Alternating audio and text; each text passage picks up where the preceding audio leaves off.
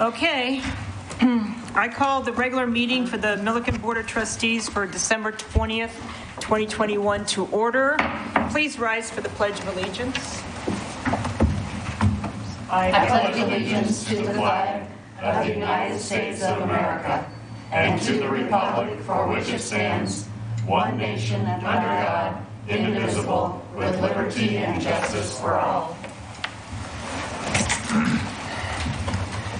Thank you. Will the town clerk please call roll? Trustee Granquist. Here. Trustee Meisner. Here. Trustee Rodriguez. Here. Trustee Wakeman. Here. Mayor Pro Tem Ehrlich. Here. Mayor Austin. Here. And I'd like to note that Trustee Long is absent. Thank you, Trustee Ehrlich. Okay, does anyone have any additions or deletions to the agenda? Okay. Take a motion. I move to approve the agenda as outlined. Second it. Town clerk, will you please call for a vote? Trustee Meisner. Yes. Trustee Rodriguez. Yes. Trustee Wakeman. Yes. Trustee Granquist. Yes. Mayor Pro Tem Ehrlich. Yes. Mayor Austin. Yes. Motion carries. Yes. There's a Citizens' comments. Ladies, do we have any comments this evening? Okay. We do have citizens' comments from Civica, and we will waive the 3-minute rules to give us an update on activities. On the kiddos. Please Thank state you. your name and address. Yes, Sheeta McCowett. I live at 301 Centennial, but my home is 1690 Dolores River Drive. Thank you, Board of Trustees and Mayor, for having me tonight. It's been a busy first semester, but I hope you guys have heard we've had a very successful first semester at Civica. I want to give you kind of an update on just some of the amazing things that are going on there. And I'm sure you want to know the numbers and what's coming up and how we're growing and all of these things. It's been an honor. A lot of the kids in our school are from Milliken. And so if you ever want to see a sweet part of the day, every single morning I greet them and shake their hand at 7:15 in the morning. And they come on their bikes and their scooters and their skateboards and they walk up. And so that's just really sweet because I think we all believe that communities should serve the students that live there. So that's been really sweet. Just so you kind of know the population too, a large part is from Johnstown. With the politics going on in Windsor, I have many new families that are happily driving 35 minutes from Windsor every single day. I also have students from Berthoud that carpool and get here every day, and I have students from Greeley. And so it's kind of an honor that our school in Milliken is serving many surrounding towns. So I also want you to know we're at about 130 students. So you know we have 6th, 7th, 8th, and 9th. We have 2 healthy groups of 6th graders, 2 healthy groups of 7th graders, a very large group of 8th graders that kind of has stayed large, and that's okay, and then a healthy group of 9th graders, and that's where we're at. At semester, I am taking a local 6th grade student in. I'm taking a couple students that are struggling in 8th grade into the school. A Severance High School student is coming in, a Roosevelt High School student is coming in. And just so you guys kind of know, like we are trying to be protective of them and kind of grow slowly, but we also think that everyone deserves the right to be in a happy school. So that's kind of where we're at right now. Next year we will grow by about 90, and you know we're going to be expanding on the Burn Co side. There's some dynamics with the lease, but that's the plan. That's where we're going. We're currently taking where the students tell us if they're coming back for next year. They're coming back for next year. And then starting January 3rd, we will have open enrollment for next year. So just so you guys know, 6th through 10th grade for next year. And the lottery will be run a month later. I want people to be in and have their spots and be able to breathe about their children's education. So that's all very exciting. Let me tell you a couple things about what's been going on too. So we have 3 clubs we did this year. We are a staff of 8 teachers, which is crazy, right? 8 teachers and 130 students. It sounds like carbonaro effect, right? Like, or a magic trick, and it is a little bit like that. But we did 3 clubs, and I told them no more than 3 clubs. So we happily did a fishing club, which was one of the cutest things I've ever seen. The kids will be getting out of the car with their tackle box and their fishing rods and shaking my hand, and they put it in the lobby, and the lobby's full, and they would do a fishing club. We have done a yearbook club. We just had the contest winner for the cover, and that's kind of exciting. And then we have joined with Kiwanis, and we have the Builders Club. And so that's a community service club. So you have to think about this. There's 130 students in the building, and with the coins, they raised $1,900 and are making a donation to the Weld County Food Bank. And I always say the national coin shortage has been solved. It has apparently been in the closets of all the families from Civica. I didn't even know. Like, I was like, oh my gosh, let's announce this on the news. So that was really sweet. And it's a different dynamic having 11-year-olds and 15-year-olds in a building. And so you have to be very protective of how they interact and when is it appropriate for them to interact. And Penny Wars was just a blast because you can sabotage the other class by putting the silvers in theirs, cancels out the silvers. And it was a war. All was fair. 8th grade, they had I won't tell the trick, but they came out on top and they had their pizza party. So that was just really sweet. And there's a big need at the food bank right now. And I kind of giggled. I'm like, well, our PTO is at a negative $50, but yet we are giving $1,900. So when you're a new school, you just kind of giggle at those things and it all works out. But it's really been sweet to partner with the Kiwanis Club, and they come to our meetings. And we have such good behavior in our building that it's really sweet that parents can come to our meetings and people from the community, and our students are behaving so well that they don't embarrass us. It's actually a thing. So that kind of makes me happy that we have that environment going on. Let me tell you, so this year, one of the big challenges was reinforcing that academics matters. Again, grades matter, working hard matters, doing homework matters. We don't do retakes, we don't give out 50%, we just are different, right? We're a charter school, we can be different. You have to pass classes to move on. And so just getting rigor back into the minds of students was really hard. So, and honor roll matters, principal honor roll matters, being on the Rise Up Award, it matters. And so reestablishing the environment that academic standards are a requirement to me took a little bit of time. So at our first quarter, about 40% of the students were on the honor roll. And I will tell you at the next one, but I know a lot more of them got honor roll this time, which is 3.0 to 3.59. 3.6 all the way up is the principal's honor roll. And I have many students in that building who are at a 4.0 honor roll. And it is not easy to get that. My teachers teach hard, we're in block schedules, like we're working hard over there. So I think that you would each be very proud of them. They have worked very hard, and the sound is very different than from the beginning. In the beginning, it was a little terrifying. It was a little bit scary what was going on. I just thought you would just put them in uniforms. It's a little bit more than uniforms. So, and now just the expectation of behavior in the classroom, behavior during movement in the hallways, at lunch. And so we had a lot of suspensions. We have a few that we invited to go back, and we're at a really healthy place right now. So things are working themselves on out. And I do want you to know, if you come over, it's very important to me that we don't just say we wear uniforms. I have a very high standard of what it means to wear uniforms. My students are in the polo, my students are in the khaki pants. They must be belted and they must be tucked in. I didn't realize you can wear a uniform and go sloppy on that. So, and they only are allowed to wear their Civica Eagles jackets within the buildings. And then of course the coats and the beanies and everything when we go outside. But it is a workforce readiness. And if you have a uniform at your job, there's a certain way you do that. So if you ever want to come and just kind of be there in the mornings, I think you guys will be very proud that the students look amazing. And you know what? With the uniforms, it has just taken away so much comparing. you wouldn't know who had money or didn't have money, or where they came from around here. They are all the same, and that has brought back friendships.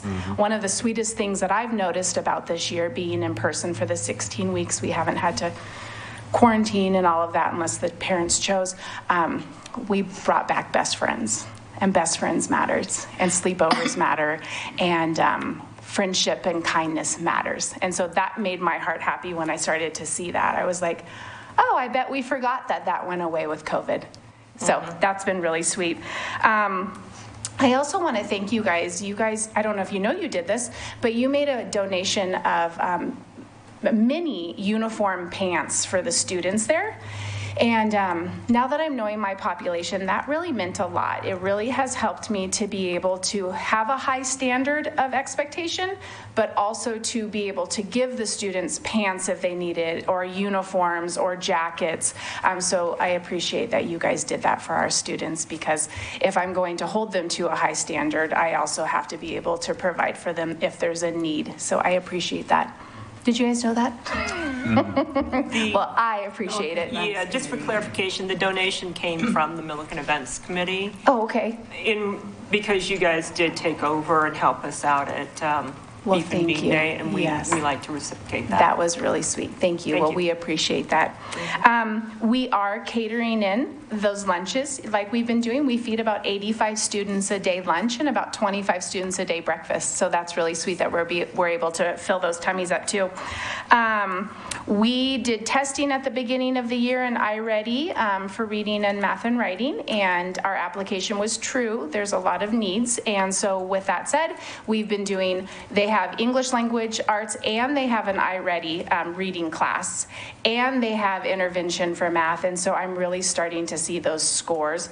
Well, they were shocked when they realized I looked at their scores. That was the first thing. They're like, you looked at the scores. I'm like, has no one ever looked at the scores and gone over that with you?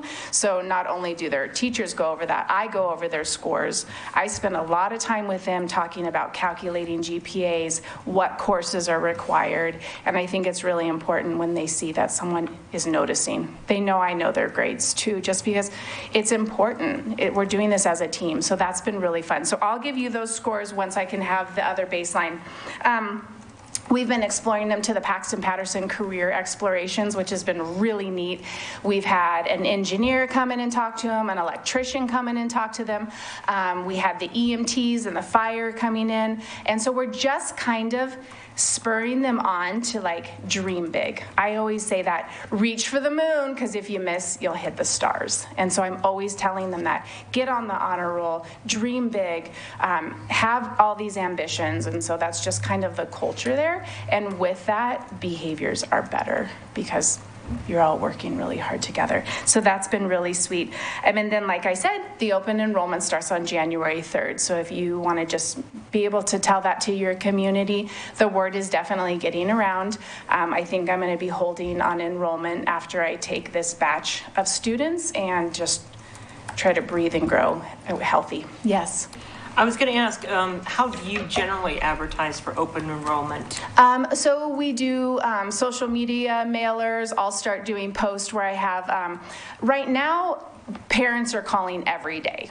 I get calls every single day from local parents, parents from different communities willing to come. I've been doing personal tours, but at this point, I can't keep doing that with the amount of calls that I'm getting. So I'm just going to start doing a parent information night like every other week like I used to. I go to the booths and all of that. But, you know, the number one way charter schools get enrollment is word of mouth. And I think that's starting to happen too, because there's a lot of happy, healthy students. Yes. Do you teach cursive? You asked me that last time, and I was like, I've got to address that. We're working on that, but we are doing typing, if that makes you happy, because you know it doesn't make you happy. Well, when we introduced iPads into the district at the same time, you know, we took away typing, and so now the kids have been doing this whole world on iPads. So we aren't teaching cursive yet, but I remembered that from the last meeting, and it is still on my mind. Yes. My question is similar, but do you guys have a financial budgeting class for the kids? A life skills class? Well, definitely it's something, we integrate that, but I'm wanting to go towards, when I realize the younger ones have a really hard time with those blocks and even the movement within the classroom, we've made that 6th grade class more of like a life skills class where I want to incorporate the budgeting and all of that stuff. Or even understanding that a credit card doesn't come from nowhere, right? Like, all those things. So we're working on that, and we are incorporating that with our 6th graders. Anything else?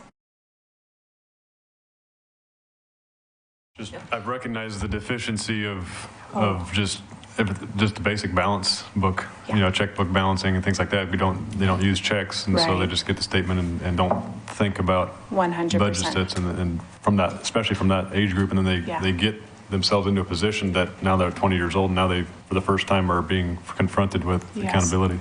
Absolutely. We are definitely addressing it. Right now, we're just trying to address the deficits in math. I think you guys are aware that you can fail 6th grade math, 7th grade math, 8th grade math, all the way through, and you are promoted to Algebra 1. And so my 9th graders are struggling because they have not passed for 3 years in a row and are promoted. So I'm trying to address kind of needs as they're popping up. So, but that is definitely on my mind, yeah.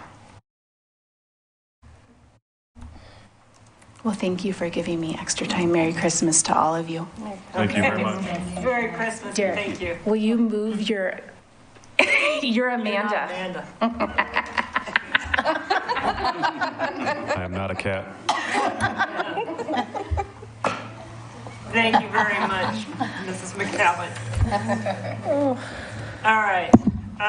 Next on the agenda are meeting minutes. Is there any discussion or comments on the meeting minutes of December 8th, 2021?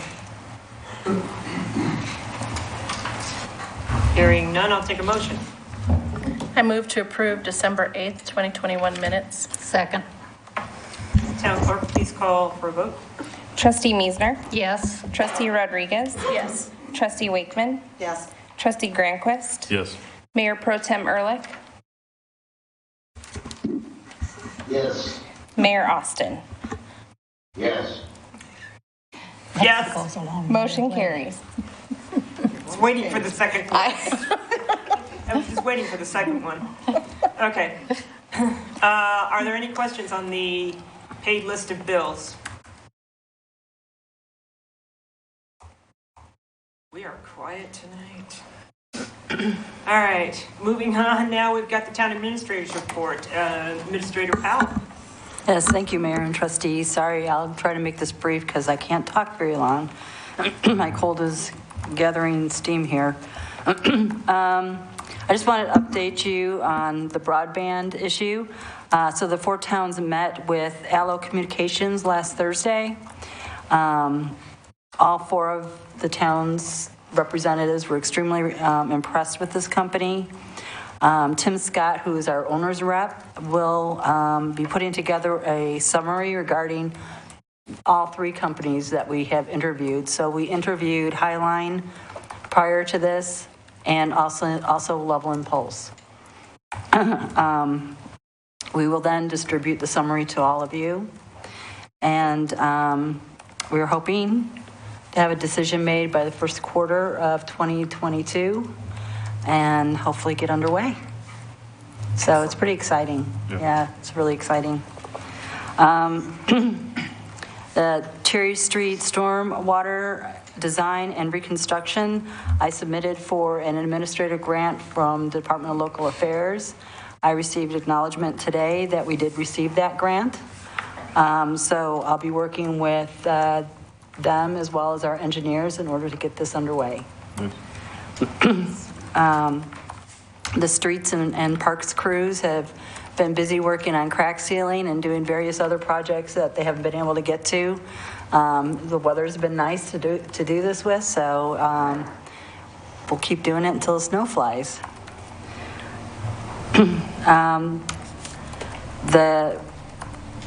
I don't know if you remember when Don Sandoval had talked to all of you about the community development block grant through Weld County. He reached out to me 2 or 3 weeks ago they had a vacancy on their advisory board. There were 4 or 5 of us that applied to fill this vacancy. I was just informed on Friday that I received that appointment. So they meet the first Wednesday of every month at 3 in the afternoon. So I'm really excited to be on this committee. This is a committee, this block grant focuses on low to moderate income families and projects that we can do. So yeah, I'll keep you apprised of anything that goes on there, but pretty exciting. One thing I did want to bring up, the gentleman that came in from the Rotary a few meetings ago, he reached out again and was wondering if the board had made a decision on the $1,000 donation for the, towards the, what was it? It's for a table sponsorship. Cable sponsorship for the program, or it's about children that have not academically done well, but have been really good members of our community that they want to recognize at this. So I didn't know what your thoughts were.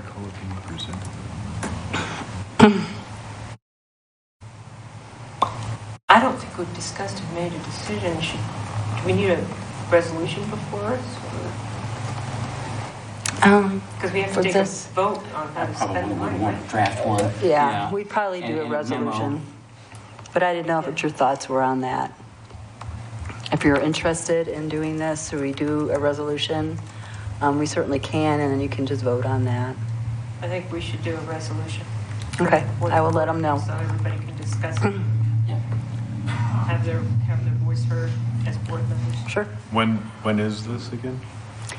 March. Do you remember? March. Yeah. I thought it was. Yeah. We got plenty of time. Okay.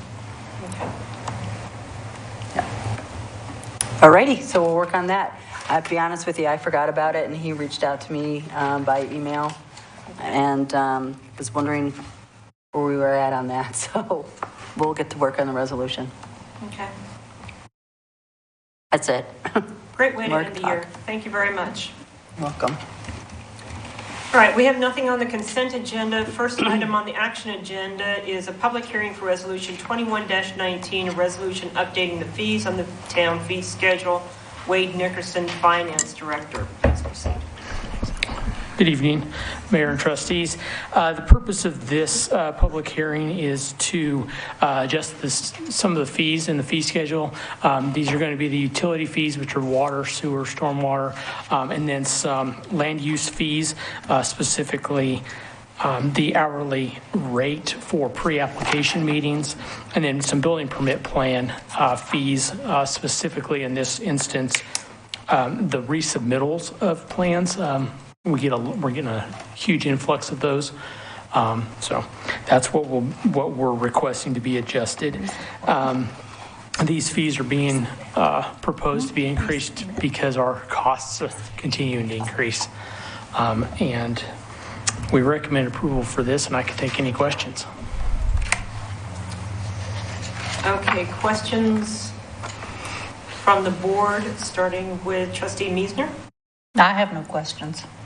Trustee Rodriguez, I have no questions. Trustee Wakeman, No, I don't think I have any questions yet. Trustee Drenquist, Can you remind us, like, what percentage of increase, or what's, I mean, they're not denoted as to which one's increased, but is there an Yes. average, or? So the water and sewer are required by code to go up 2%. Our municipal code requires that January 1st. Stormwater has not been increased since it was implemented in 2016. And so that's going up 50 cents from $5 to $5.50 per month. The land use fees, the pre-application meeting, currently that's at $150 for that meeting. With the amount of staff as well as consultants that are involved in that meeting, we're proposing that to go up to $200. And then the resubmittal building permit plan resubmittal fees that's a new fee that we don't have.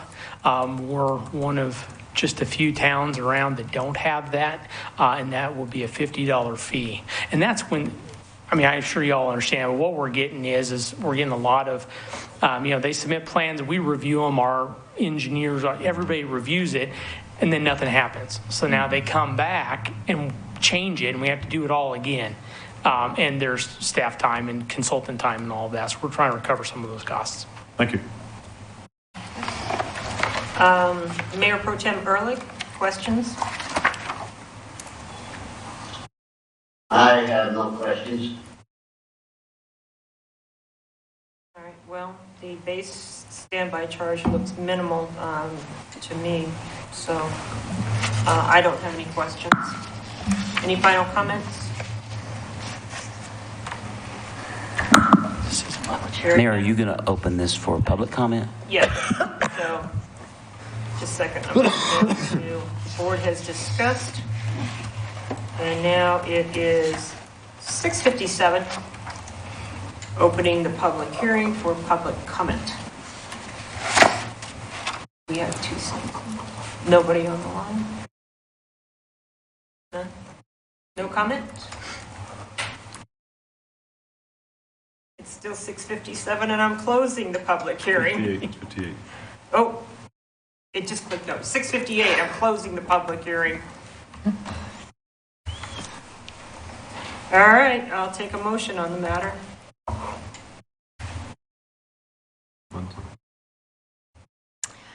I move to adopt resolution number 21-19, adopting the fee schedule effective January 1st, 2022. Second. Town clerk, please call for a vote. Trustee Wakeman, Yes. Trustee Granquist, Yes. Trustee Meisner, Yes. Trustee Rodriguez, Yes. Mayor Pro Tem Ehrlich, Yes. Mayor Austin. Yes. Just waiting to see if I was going to get a second yes. Okay. Motion carries. So, thank you very much, Mr. Nickerson. Next item on the agenda is the authorization for town administrator to sign the contract for mowing services. Presenting will be Keith Staggs, Parks Director.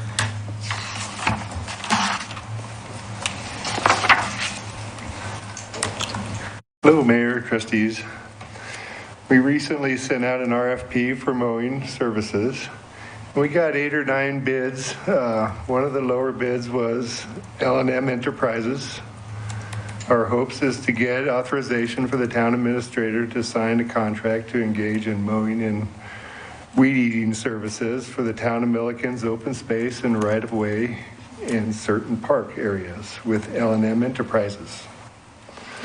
These parks include Ada Park, FBC Park, Fitness Park, Florence Park, Heritage Park, Kids and Cops Park, Sign Park, Lola Park, the Greenbelt, and Mountain View Park. They will all be on a weekly mow schedule. The Mad Russian right-of-way, the Quintine Avenue right-of-way, and the highway corridor, the serpentine sidewalk there, will all be on a bi-weekly mow this year.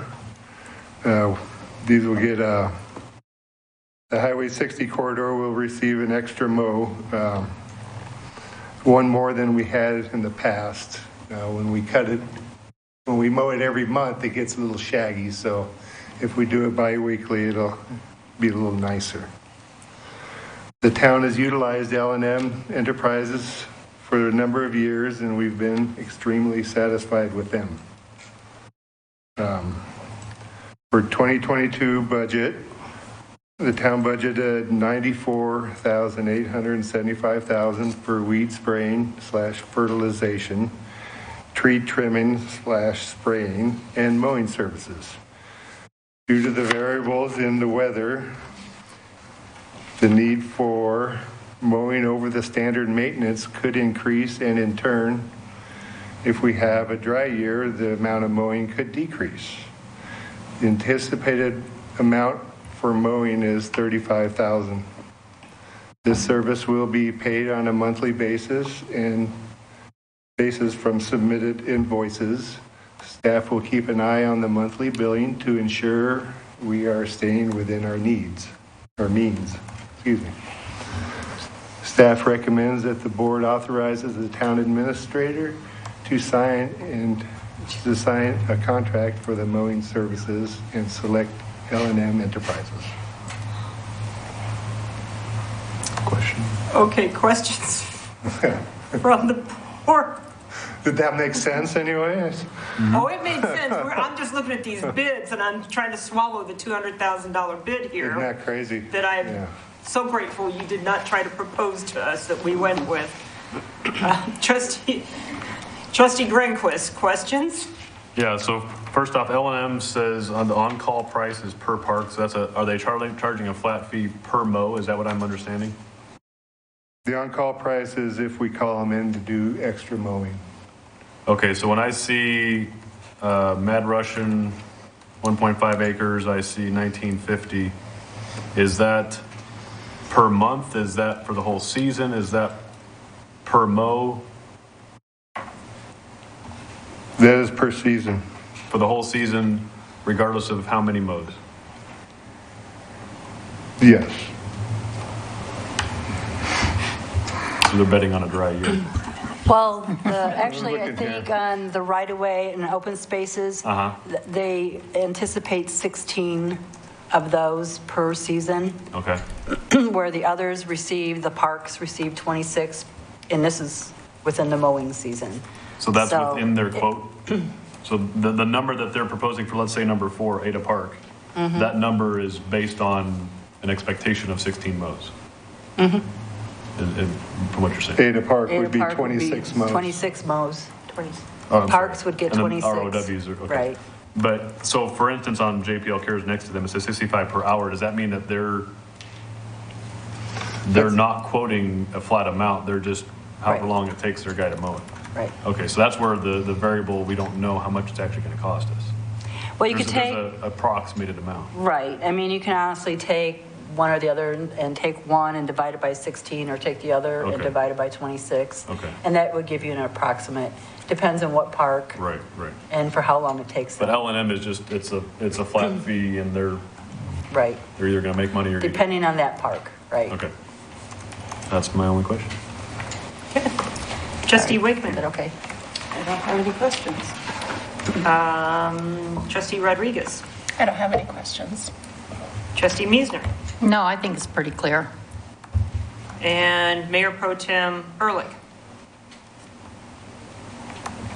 I don't have any questions. Okay.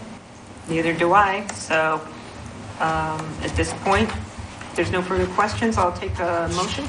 I move to authorize the town administrator to sign the service contract for L&M Enterprises. Second. Town clerk, please call for a vote. Trustee Rodriguez? Yes. Trustee Meisner? Yes. Trustee Wakeman? Yes. Trustee Granquist? Yes. Mayor Pro Tem Ehrlich? Yes. Mayor Austin? Yes. Motion carries. Great. Seeing that there's no further business before the board, we'll take a motion to adjourn. I motion moved. to adjourn. Second. All in favor? Aye. We're done, and we're out. Thank you. Merry Christmas. Merry Christmas, everybody. Yep.